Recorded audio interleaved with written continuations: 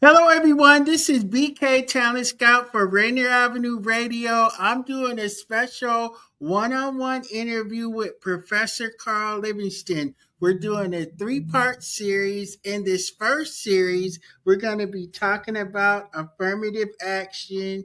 He wrote an article sharing information about affirmative action and DEI. But before we get started, let's find out a little bit who Professor Carl Livingston is. He's a professor and he's a pastor. Tell us about yourself becoming a professor, like what high school you went to, what college you went to, how you became a professor. Well, thank you so much. First, I want to say, man, I'm really pleased to be on your program, Brian K. Osborne and BK Talent Scouts. You're one of my star students way back in the day, and you're doing great work in the community. Well, yes, I'm Carl Livingston. I am an author, professor, and attorney, and I grew up in Tacoma, Washington, but I almost hate to admit that in front of Seattle folks. And Tacoma people, we kind of don't get a lot of respect in Seattle. But yeah, I grew up in Tacoma, went to public schools there, went to Oral Roberts University of all places, undergrad, but I went to Notre Dame Law School.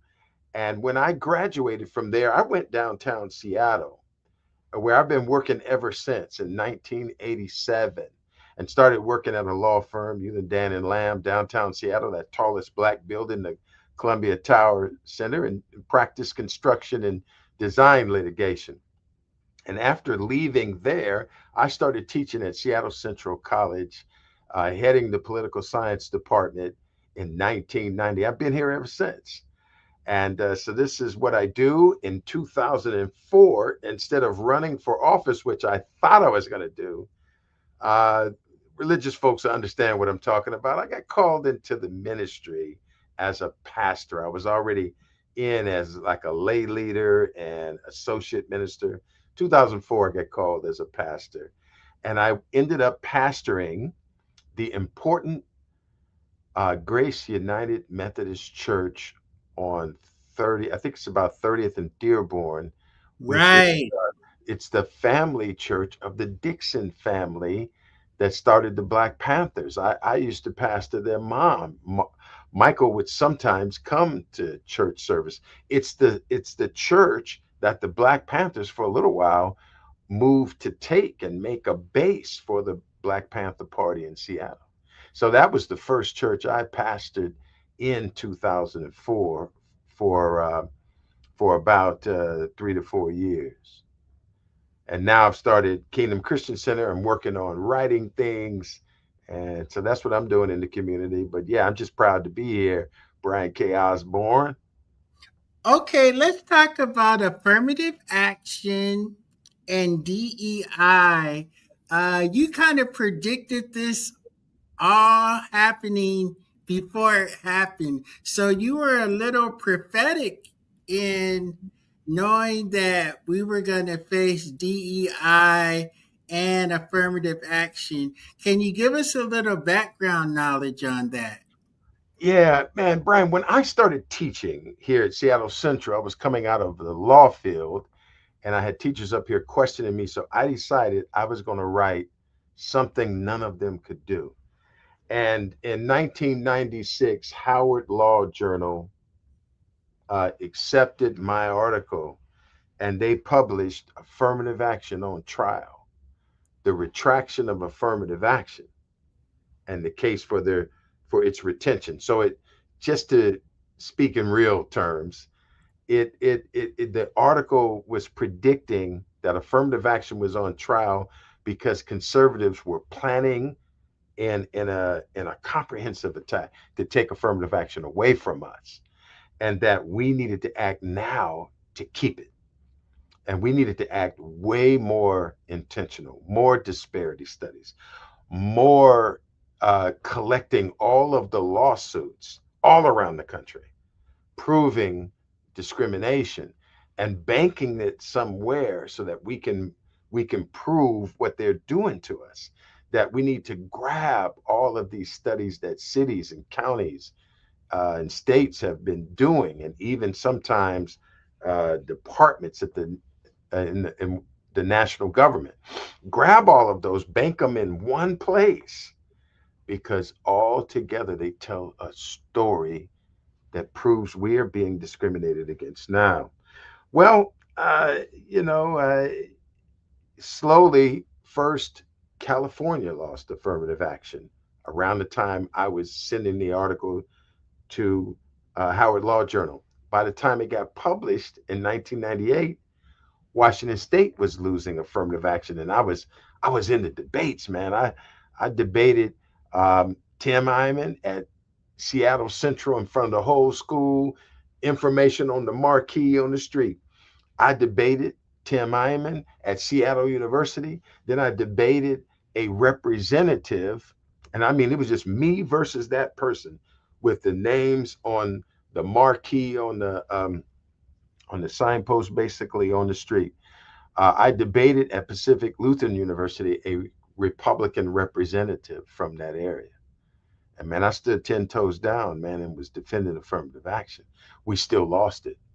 We still lost it. Tabor Electric died within a year after that because he knew his business was going down once we lost affirmative action in the state. But the country still had it. Later, a handful of years later, Michigan's graduate schools lost it. And then a little bit here, a little bit there, and it slowed down as they waited to pick more Supreme Court justices. And they stole one of Obama's picks, and around 2023, they had everything in place.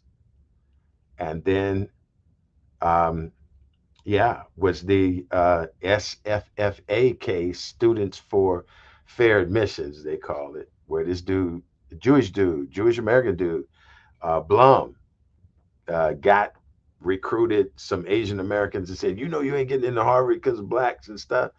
And why don't you join this lawsuit? And they did. And in the summer of 2023, I think around July, man, I woke up in the morning to the news. Affirmative action is over in this state. All the DEI stuff, all of it. And I was like, wow. I realized my article had been fully fulfilled. The warning was fulfilled, and I was sad about it. I was sad about it. But in my line of work, when you come up with a theory and then you make a prediction and it comes true, you have to get recognized as the one who had the right theory. And the theory was we need to protect it more, y'all, because these folks are working hard, man. By hook or by crook, they're trying to steal affirmative action and all the DEI stuff, and we need that. It ain't helping most of our people who are working, most of the middle class and lower class, where most of our people are, but it's helping that upper class group of blacks and the upper middle class, and we need it all. We need it, it's helping the business class. We need it all. It's helping those that are going to college, graduate school. We need it all. We don't want to lose anything because of how they treat us. So, what are the steps that we can do now? Uh, what can we do to regain affirmative action? Or are we going to call it something else, or is that era completely over? Well, there's some people giving up. I'm not. I'm fighting it. We got to learn from what they did to us, and we got to act organizationally. We got to act educationally. We got to act politically and legally. So the first thing is we got to act organizationally. That means we got to start coming together. We got to come together around your show. We got to come together around other media talking about things and encouraging to do things like what you're doing on this show. We got to come together at the Urban League and connect the Urban League with the NAACP and the pastors and the Muslim and the mosques and we got to organize our people. We got to organize at the schools. We got to organize at the senior centers. We got to organize our people and come together. We got to organize in the Prince Hall all of it. Wherever our people are, we got to organize. So we got to act organizational. We got to act educationally. We got to tell our people this is a coordinated attack and they're wrong. You know it in your gut, but let us give you some information that gives you the name of the current discrimination. And all of y'all, you can still call it some of the things you've called it in the past, but all of you need to first call it the Southern strategy. And you need to learn what the Southern strategy is. You can say intersectionality, but start with the Southern strategy. You can say the new Jim Crow, but start with the Southern strategy. You can still say the effects of slavery, but start with the Southern strategy and tell them what it is. It's the name of what Nixon started right when we ended segregation and the Republicans came in. They started doing this weird name thing called the Southern strategy and taking away all of the gains we had just won. And they did it to recruit um, the formerly Democratic racists in the South and in the rural areas into the Republican Party. So that's why they call it the Southern strategy. So we're going to tell them we know the name. We know the name. It's called the Southern strategy. Got a weird name, but it's its name. The name is even in some documents. So we gotta begin to tell people how it works. There are books on it. I'm completing a book on it now. There are articles on it that are shorter. But we got to act organizationally, we got to act educationally and learn about what they're doing to us. Because when you can name it, then you can out it. When you name it, you can out it. It's just like a disease. If you call a disease by the wrong name, you're going to treat it by the wrong remedy, and the person ain't going to get healed. It's just like in the law. If you bring the wrong cause of action, you'll prove the wrong elements. If you come up with the wrong name, and it could be a close name, and they'll throw the case out. The name that they made up and in the documents is the Southern strategy. And in 2010, one black Republican, when he was heading the Republican Party, came out when they were about to take his job and said, "Hey, my party been doing the Southern strategy for 40 years," because it was 2010. "We've been doing it for 40 years." His name is Michael Steele. You'll see him on television sometime on MSNBC. There's only one time that he admitted the name. And he admitted it when he was running the party that started it. Because Nixon and Reagan and the Bushes and Trump are from the Republican Party. And Clinton is the only Democrat that did it a little bit too. He did a little bit. Republicans do it a lot. They're all wrong. But you got to know the name. Kind of like casting out devils. If you don't know the name, the demon ain't coming out. It's like what Einstein said. He said, "A problem well described is a problem half solved." If you want to half solve this daggone thing, you got to well describe this daggone thing, starting with the name. Naming matters. And we haven't known the name. We've called it all kind of things. And so we're like what my dad used to say. He said, "Don't let them put you in a trick bag." Because all our time here, all 200 and really 400 years we've been in this country, they've been trying to put us in a trick bag, especially during segregation and the Southern strategy right now. And the trick bag is when we think we're getting something fair because they're telling us they're giving us something fair and they're cheating us. And then we go back later and realize we just got cheated. We've been in the trick bag.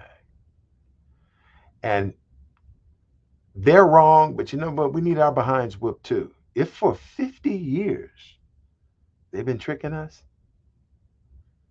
and putting us in the trick bag, yeah, fool me once, shame on you. Fool me twice, shame on me. We got to know the What name. other names have they called it besides the Southern strategy? Because It only got one. I, there's only Go ahead. one name. Go ahead. What? Uh, I vaguely heard of this thing called the Southern Strategy. Is it represented by another name in the press or in Black community? So the black community is the one confused on it. And we have called it the new Jim Crow. We've called it the vestiges of slavery. We've called it just discrimination. We've called it intersectionality. We've called it, now we got a new caste. You can call it all those things later, but first call it the Southern strategy because that's what they called it when they created it. And so you have to call it what they called it so you can prove what they're doing because it'll be in the documents then, and then you can take it to court. It'll then be in the history, and you'll know the history so that you can share that history with every profession, including the media, that's got to sue because they ain't doing the media right. But you got to know the legality of it. So you got to be able to prove the liability. So you got to know the name because the name will be in the documents and it'll be in the oral reports. They called it the Southern Strategy. And then you'll get the history right. And then you can get the remedy right. And the What do you see the remedy? What do you see from a professor perspective? What is uh the remedy? well, the remedy is the equality that they stole from us. So they owe us billions and billions of dollars. So let me tell you something. In my book on this, because remember, we got to act organizationally, educationally, then politically and legally.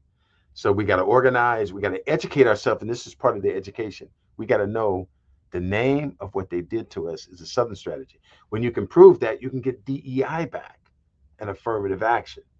But first, we got to get ourselves right. And this is what they did, man. They they called it the Southern strategy, and that's the name. We got to stop calling it all kind of other things as if names don't matter. Names matter. If I see you and I call you by another name, you might not come. You're probably not gonna come. You got a name. Different kind of cancers have a name, and the treatment even matters. And in the law, man, there are about 30 different causes of action. If you're calling it one thing and it's another, your case gets thrown out. Names matter. It has a name. Does that make sense? Talk to us from a pastoral perspective, Yeah. from a spiritual perspective. How does this affect the church? How does this affect Christians? How does this affect believers? What should believers be doing in a time such as this? Well, in a time like this, believers got to stand up for the truth because your faith is supposed to be about the truth. For instance, in Christianity, to say Jesus said, "I am the way, the truth, and the life," and you can't be in deception. There's another scripture that said, "We're not ignorant of His works," and that deception is even in the church. You see, the church on the far right, it's been racist for a long time. It was racist back in slavery, and they were very comfortable putting us in chains, mistreating women, mistreating Mexican Americans, even lynching us. And when they would get done, they would go to church. In the Ku Klux Klan, when they put on a white robe, they burned a cross. They were very comfortable with us having hardly nothing and going to church because for them, their religion is devoid of love, like you would love yourself. They missed the heart of it. And so we got to recognize that Christianity is divided amongst itself. And that part of Christianity that's based around the black church and the Latino church and some of the white churches listening to the black church, that's the most authentic message of the whole gospel. And we got to keep standing up and save Christianity. We got to keep standing up because, see, Christianity and any religion that's really real, how you treat the poor and how you treat your neighbor makes you righteous. It's a big part of the righteousness. If you don't treat the poor right, in fact, James, Jesus' half brother, said true religion is this: to visit the widows and the orphans in their distress. In the visit, he meant to look after them and to see about them and to keep unspotted from the world. Well, we think true religion is just keeping unspotted from the world, and we bastardize the scripture.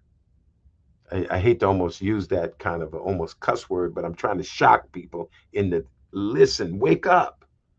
The scripture says true religion is first visiting the widows and the orphans in their distress, then keeping unspotted from the world. Why are we spending so much time trying to get in the building and keeping unspotted from the world and walking past the poor and walking past the hurting? Or even worse, the Christian right will make more people hurting and more people poor, and that's not love. And that ain't true religion. So your religion's got to speak truth. Your religion has to, if it's going to be righteous, care about the poor, and it has to love. Love has to be in the center, like you would like to be loved. But this religion on the far right is only thinking about itself. It will cut its taxes and add taxes to the poor. It will walk past the poor or make more poor and forget all about love. It ain't true and it ain't real when it does that. And so So we, here's the tough question for you, Professor Carl Livingston. Who yeah. should we be writing and who should we be calling? Well, first, I think we got to organize, because when you organize, you're going to have bigger numbers and you're going to be able to bring more weight to bear. And then we need to educate ourselves. And then once we do that, then we start acting politically. And when we act politically, we start with the biggest name person in the places where we are organized. So if you organized in the city, you go to the mayor's office with all of that power of your organization and don't bat an eye. Tell them we standing up for justice. We know that the president and many presidents been fighting us since 1970 in the Southern Strategy. We know who we are and what we've been going through. We know they stole our equality because we were catching up between 1965 and 1975 in three areas. We were catching up in life expectancy. We were catching up in income per capita, and we were catching up in college attendance. But when they did this Southern strategy on us, with presidents doing it and on below, they robbed us of our equality. They owe us a lot. And we coming to you, Mr. Mayor. We coming to you, County Executive. We coming to you, Governor. And then as we organize nationally, we coming to you, President. And we need to also hit all of the professions. We need to tell the historians, you better teach this stuff right and put the Southern strategy in it. We need to tell the artists do art on this stuff of what they've done to us. We got to tell the lawyers, weave this stuff into the law, recognize the truth. We got to tell the religious folk, start preaching on this, because this is the specific evil that we're dealing with in this country. And we got to try to begin to change politically and legally and educationally how this country teaches what it has done. It is hiding and lying about the Southern strategy. And we already know, we got the information on it now. You caught. The curtain is coming back, being pulled back. You've been systemically and governmentally, politically and legally and socially discriminating against us again in a system just as big as segregation. You caught, and you owe us a remedy. You're liable, you get liability, and you owe us a remedy. And now you can get affirmative action back as the remedy. Now you can get DEI, diversity, equity, inclusion, back as the remedy, because they only want to give it to the one who could prove it. It's kind of like when we used to play, because you got a basketball game, Brian K. I already know you. And when you playing horse, you make it proven on that last shot. Even if you know this person might be doing better than you in the game so far. They know they discriminated against us, but they're saying prove it, and they're throwing the ball back at us, and we calling it all kind of things, so we can't prove it, and they can keep on playing the game and dogging us out. We got So we three got to minutes prove it, left. and we go to okay. We got 3 minutes left in the interview. How can people contact you for an interview or have you come speak at their church or community organization? Well, I'm glad for all of your listeners, and I hope people will let people know that I'm Carl Livingston. I'm up at Seattle Central College. Carl.Livingston at seattlecolleges.edu. Carl, CARL dot Livingston, Livingston at seattlecolleges.edu. And Okay. you can reach me there. You can reach me at carl.l.livingston at gmail.com.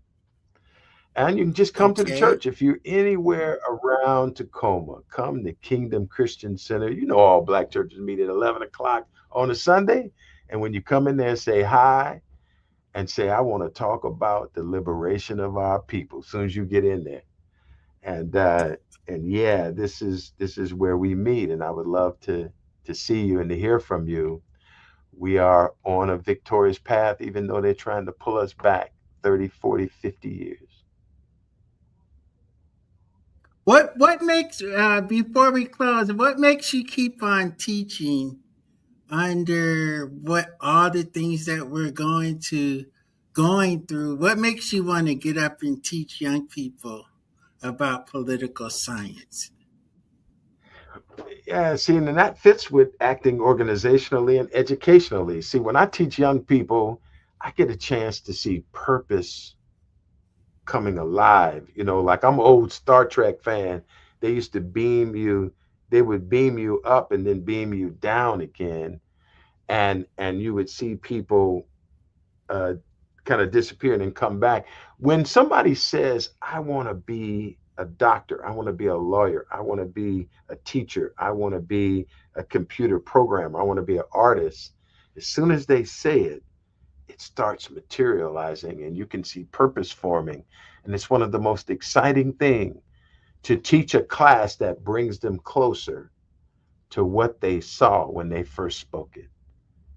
And so I love that. I love seeing students challenged and learning and growing.